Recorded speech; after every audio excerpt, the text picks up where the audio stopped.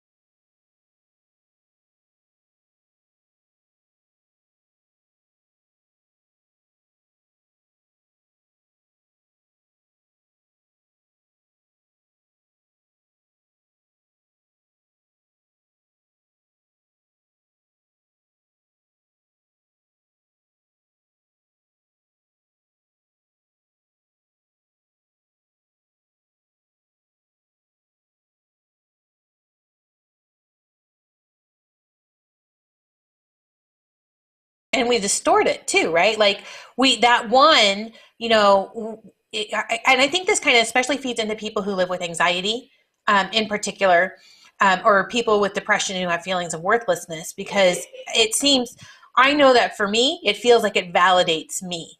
It validates, those voices in my head, the tape in my head that tells me that I'm not good enough. And now here, there's finally somebody else who agrees with me. And, that allows me to distort that one review and give it so much more credence than, the 99 positive ones, to your example. Yeah, that's right. And yeah, yeah. I mean, I've been to a lot of talks about criticism, um, from people who've been really criticised, um, and absolutely hammered, and it gets to you, even if you don't read most of it, it can get to you. Um, yeah, I've had a few people criticize things that I've done, and the thing you absolutely should not do is respond, like, in a sense, is like, because all you'll do is get into a debate, Yep. and debates are pointless because nobody ever wins them, because nobody's going to change their opinion. If someone's got a negative opinion of what you said, there's no point in discussing it with them, because because it's not going to change their mind. Um, you know, and this is, I mean, for me, this is a challenge for me, because I'm a highly sensitive person. So, I get even more upset by criticism. In fact, I can read things into comments which make them into criticism, even if they weren't intended to be criticism, because I read into the tone of something that somebody said, Yes. like, or what they've not said, or how they said it, or and this is like verbal and written. Yeah. Like, you literally overthink it, so you make something which was probably just an innocent comment into something that's negative, or like, or, oh, they didn't really mean that, or they were just saying that to be nice, or whatever. I mean, this is where kind of your anxiety and everything comes in. Um, yeah. So And I that's think. one of the things I think that I liked about this article I found by Jonathan Merritt, and we'll put a link to this up in the show notes. And it's Mm, titled Advice for Dealing with Critics from a Religion Writer with Plenty of Them. And he actually talks about, how at this point, everybody is an opinion writer, opinion giver, even if you're not a writer. And especially when we're talking about the creative process and when we're talking about art, we are going to have, critics, and they are going to write and share their feedback with us in some way. And so he shares a few tips in terms of how to kind of approach this. And James, if you don't mind, I'd like to kind of go mhm. over a few of these. Yeah, sure, be good. Yeah, it'd be interesting to hear them.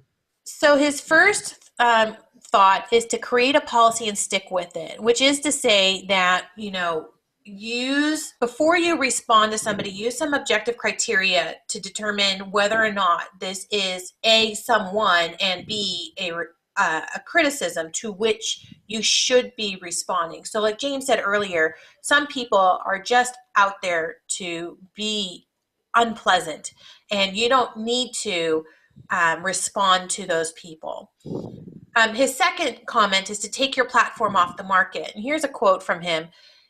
Many critics will come after you with the intent of chiding you into engagement. They aren't always seeking understanding or hoping to have their concerns addressed. Rather, they want to co-opt your platform to magnify their own voice.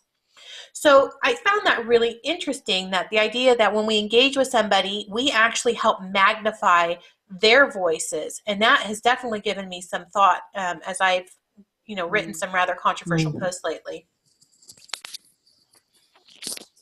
And then his next thought is to research before responding.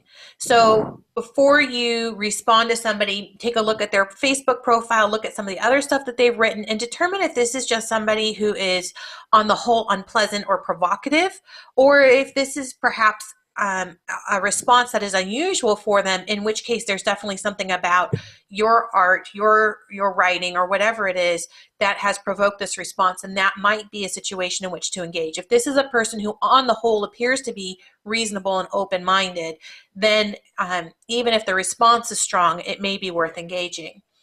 And then, his next thought, and this is definitely social media stuff right here, is mute, don't block. And the reason for that is that when we start blocking people on social media, you get a reputation for silencing your critics.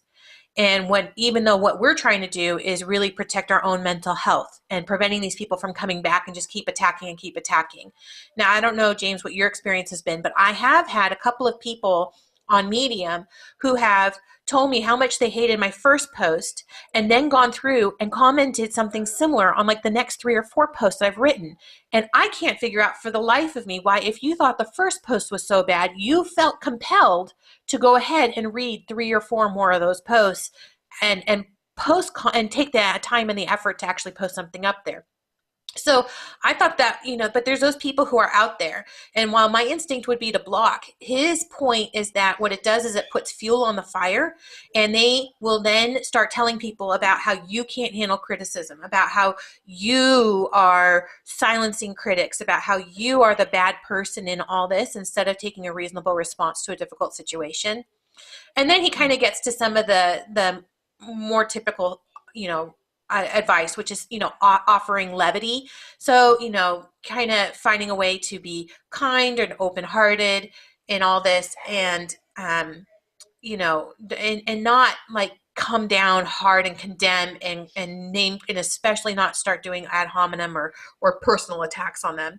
And then his last comment is to ground yourself in flesh and blood community, because sometimes we forget that these people who are online don't actually know us in our real lives, and they don't actually affect who we are, our quality of life, and that we actually have communities who, feed us and help us remember, kind of stay balanced. And, that flesh and blood community, as much as these online communities are helpful and I love them, it's the flesh and blood community that really helps me stay grounded. And so those are his tips. And I thought those were really helpful. Yeah, they are. Really, really good advice there. I have a few thoughts. First, I think there's a difference between someone who's just out to criticize and someone who's genuinely upset by something you've written. Yes. Someone's just been really upset by something and really hurt. They will say that in a different way than criticism. They will say something to that effect, and you respond to that very differently to criticism. Because sometimes people confuse the two, but they're very different. And also, like, there's an element of like, well, if we don't even read it, then we don't even need to waste our energy on it. We can just focus our energy on creating things. And if what we're creating is true to who we are, and it's the thing we know we're meant to be doing, then other people's opinions shouldn't actually matter at all. As long as we're being kind and we're being, respectful, and we're not, being rude or arrogant or prejudiced or unkind, and as long as we're telling the truth, as long as we know we're doing that, and we have people who are accountable, then the voices of anybody else shouldn't necessarily matter. I mean, one of the things that I think is really, really important is that we have and I've written about this before, that you have a group of people who you give permission to tell you the truth. Yes. So if they see something you've written and it's offensive or rude or arrogant or unkind, they tell you. They will tell you. And they have permission to do that because they're on your side, in the sense they're saying it for your benefit. They're actually invested in you thriving. Yep. And growing, so they're saying it from that place because you've given them permission to say things like that if they feel they should. and because they've earned the right to say those things, by being a friend and being trustworthy Yep. and stuff. If you have those people, then you don't need to read comments and responses and reviews and all that kind of thing, in a sense, because even the positive ones, because the people that they're not the people that actually matter, in a sense. I mean, they in terms of your value, in terms of your value and your character and your integrity, what matters is the people that know you and care about you and are invested in you, Yep. and you can trust and will tell you the truth, because that's a better indicator of where you are, of how you're doing, Yes. and of how you're and of the quality and the integrity of your work. But that said, positive comments are really, really useful. So, it's kind of I don't. It's kind of a there's good and bad about it. Reading positive comments can be really encouraging and really positive, and if you want to do that, you then go ahead and do that. But don't waste energy on negative comments. I just that's what I would say. I wouldn't personally. I wouldn't even respond to them. Yeah. And you can spend time. I mean, what the advice that this guy has given is good advice, but I guess I'm criticizing his stuff, aren't I? But just it seems like all this time taken to figure out who this person is who's criticized you is energy you could use elsewhere. Well, I think that where I come in on that is, and James, I know you hate the term tribe, but for me, that's what this is all about, right? Is who is my tribe? Who is my audience? Who am I trying to reach? And if somebody in that audience responds back with, some sort of criticism, and it happens, right? Because I write on mental health, and somebody will say, you're writing this, and I've got to tell you that doesn't match up with my experiences. Then I will take the time to respond to that person, and even if they phrase it more offensively. But if I get somebody, and this has happened too, where they come along, like I've written a couple of very heavily Christian pieces, and I've had some people come back and just slam me for that. And these are typically, self-professed atheists. And I can look at them and I can say, well, I didn't write this for you. You're not the audience for this. And I feel zero compulsion to respond to those people because they're not the audience. Yeah, that's a good point. And I think, like you say, the people that have, people have been are saying that's not my experience. You've written about this, but this is not my experience. And again, I guess I wouldn't call that criticism. I would just say that's. Well, I've had people come back at me, a lot more strongly and offensively than that, but that's the underlying point. Yeah, I just. All I would say is that you need to be careful about how much of it you let affect you. Yep. You can respond to it if you choose, but be careful about how much you let it affect you. And choose the people that you will respond to. Don't respond to everybody. No. Because first, you won't have the time to respond to everybody, and second, if you respond to everybody, you'll just never get anything done. Choose the people you respond to. So somebody like that, somebody who's saying that's not my experience, this is my experience, then maybe you could just say you could respond to them you can respond to them properly, in a healthy way. But yeah, so that's what I was trying to say really, is just be careful about how you use your energy.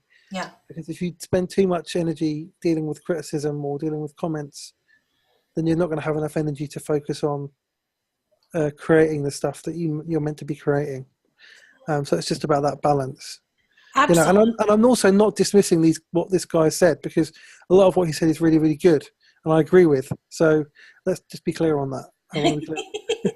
Well, I think one other issue that he doesn't raise, and maybe this is something that I'm sensitive to because of my diagnosis, and that is that sometimes when people respond strongly, offensively, and negatively, that says more about them than it does about you. And I think that's one thing that has helped me kind of maintain some distance with some of these people who have really, come down at me pretty hard. As even before I'd read this article, his advice to go through, I had one person who really slammed me hard. And I went and I took a look at some of his other commentary on other posts, and it was very consistent. And I said, okay, this is somebody who's just generally unhappy. So I can't expect my writing to be something that resonates with him because he's almost impossible to please. That's his issue, not my issue. Yeah, agreed. Yeah, absolutely agree. I mean, today there was somebody on social media who posted something that I thought was incorrect about mental illness, or was insensitive to people with mental illness. Somebody who's quite well known. This was, and I'm not going to say who it was. And I responded to them with and it wasn't criticism. It was a well thought out, measured response. I took time to do it. I didn't rush into it. I just said that this is not my experience. This is not the experience of a lot of people that I know. Just to let you, just trying to help you understand that a lot of people experience things differently to how you're talking about. Yep.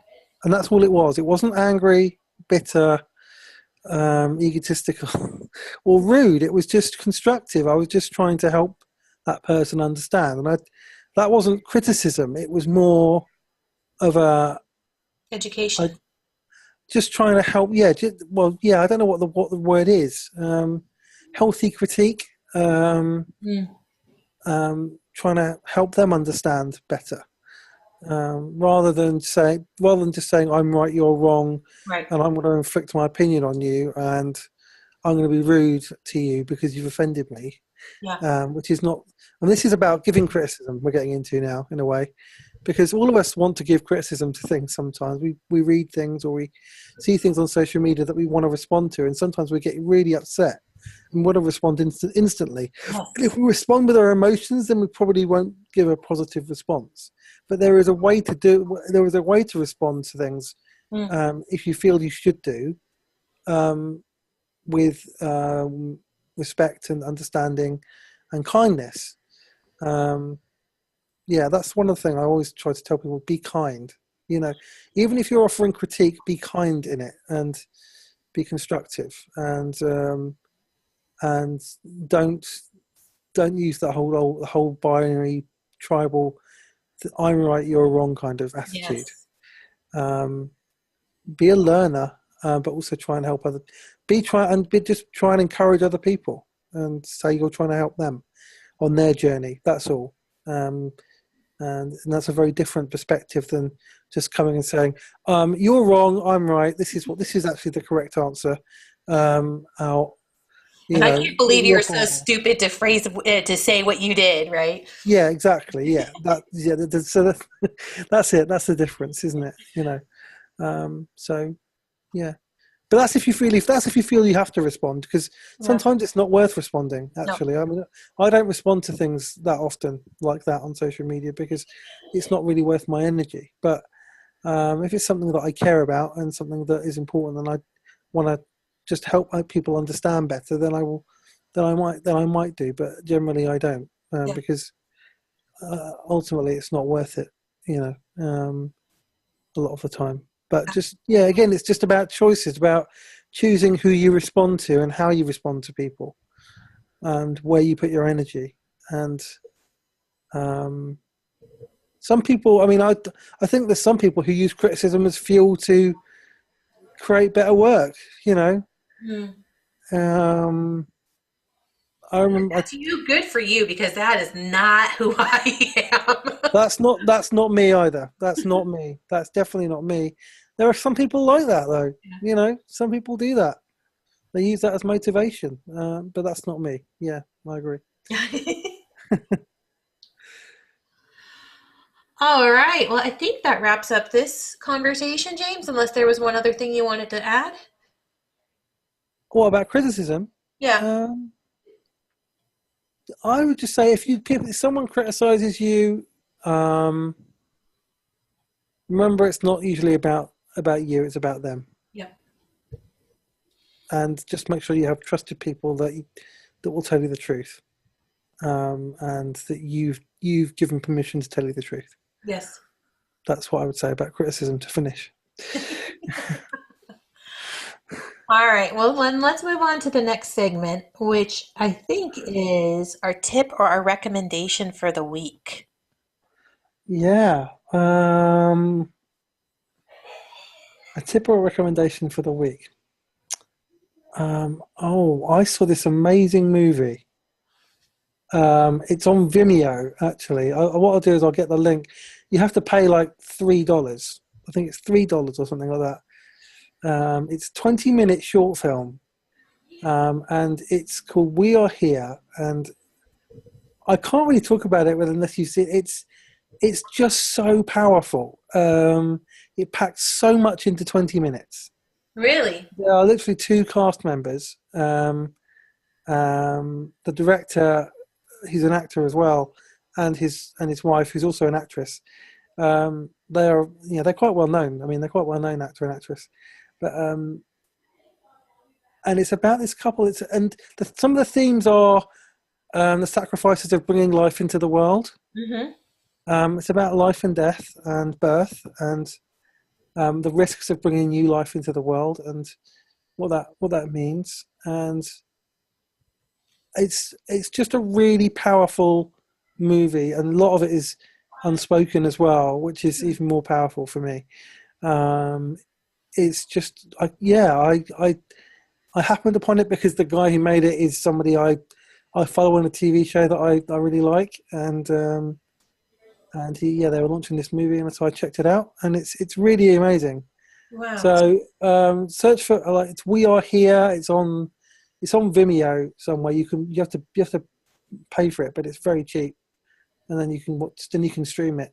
We'll That's definitely have a link to that in the show notes. Yeah, I'll put a link to that into how to buy that in the show notes, because it's really, really good, and I can recommend it. And what's your recommendation? My recommendation for this week is a book called Dishonor by David Mike. Oh, yes. And so I met David Mike in a John Acuff group. And John Acuff, if you're not familiar with him, is another writer. And we were on the launch team for Finish together. And he heard a little bit about my story and started throwing me in other Facebook groups. So I finally bought his book, I think last October, in a hypomanic phase. So I was doing a lot of spending. And I started reading it, I think, right about Christmas. And even though it was super compelling, I was so busy, I kept putting it down. And last night I picked it up, and I don't know what happened, but like 8 hours later, I was done with the book. You know, I got 4 hours of sleep because every time I tried to put it down and go to sleep, I couldn't. I had to read what happened next. And have you read it? I helped launch that book. Did you? Yes, it's an amazing book. David is awesome. I'm friends with him too. I interviewed him for my own podcast as well, when he shared a bit about the book as well. Maybe we'll put that in the show notes too. So I can only second that recommendation for sure. It's an excellent book and definitely worth a read. It's a powerful story, and like you say, you won't be able to put it down. So yeah. All right. Well, I think that wraps us up for this week, James. Another week in the books. Awesome. All right, Excellent. everyone. I love doing this podcast. I do too. I really enjoy hanging out with you and having these conversations. It reminds me of when I was a teenager. My friends and we would get into these deep philosophical conversations, and I kind of feel like this revisits a little bit of that teenage Teresa, and I really like it. Yeah. All right, everyone. Oh, go ahead, James. Until next week, then. Create. I can't say this. This is meant to be our little thing, and I can't say it properly. Create courageously and love yourself fiercely. Take care, everyone. Thanks for listening to the Creating Normal podcast. You can find links and show notes to everything we've discussed today on our website at creatingnormalpodcast.com. We invite you to continue the conversation in our Facebook group, which you can find at Creating Normal Community. You can follow James on Twitter and Instagram at JamesPrescott77, and you can follow Teresa on Twitter and Instagram at Teresa M. Cologne. Thanks for listening.